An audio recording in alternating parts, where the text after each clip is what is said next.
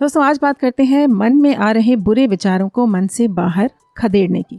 हमारे बहुत सारे श्रोताओं ने इस टॉपिक को कवर करने की रिक्वेस्ट की है। तो बुरे विचार भी दोस्तों 4 से 5 तरह के हो सकते हैं। एक तो अपने या अपनों का कुछ बुरा हो जाना, खुद को या किसी नज़दीकी को चोट लग जाना या उनका कुछ अनिष्ट हो जाना। दूसरा, हम जिन्हें पसंद नहीं करते उनका बुरा चाहने लग जाना या उनको नुकसान पहुंचाने के तरीकों के ख्याल। तीसरा, उन चीज़ों की तरफ आकर्षित होना जो हमें मालूम है कि हमारे लिए नुकसानदेह है, जैसे सिगरेट, शराब, ड्रग्स इत्यादि। चौथा, मन में अश्लील विचार उत्पन्न होना। और पांचवा, खुद को चोट पहुंचाने के बारे में सोचना, यहाँ तक कि आत्महत्या करने की सोचना। तो दोस्तों सबसे पहले तो ये कि हम सबको पता है हमारे जीवन का सुख दुख हमारे विचारों पर ही निर्भर करता है।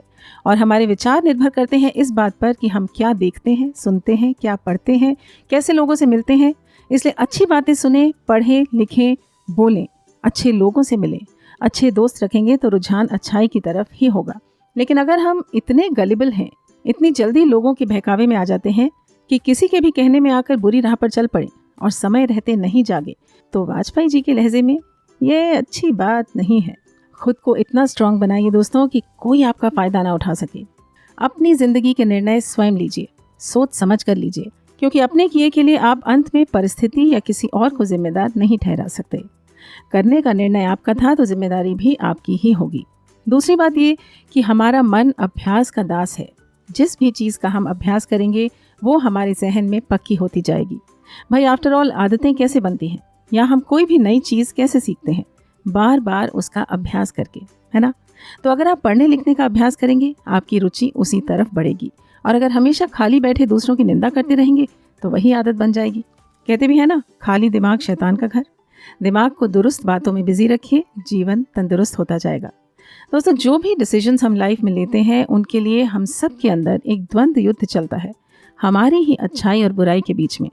और ये चॉइस, ये निर्णय हमारे हाथ में है कि हम क्या चुनते हैं। सही गलत का ज्ञान हम सबको है, बस गलत की राह पकड़ना शुरू में आसान लगता है लेकिन उसका अंजाम बहुत कठिन होता है। और सही का चुनाव करना मुश्किल होता है पर उससे जीवन की राहें आगे जाकर आसान हो जाती हैं।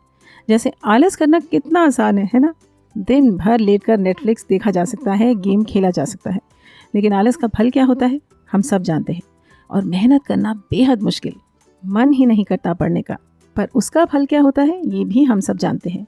तो चुन लीजिए आपको क्या चुनना है।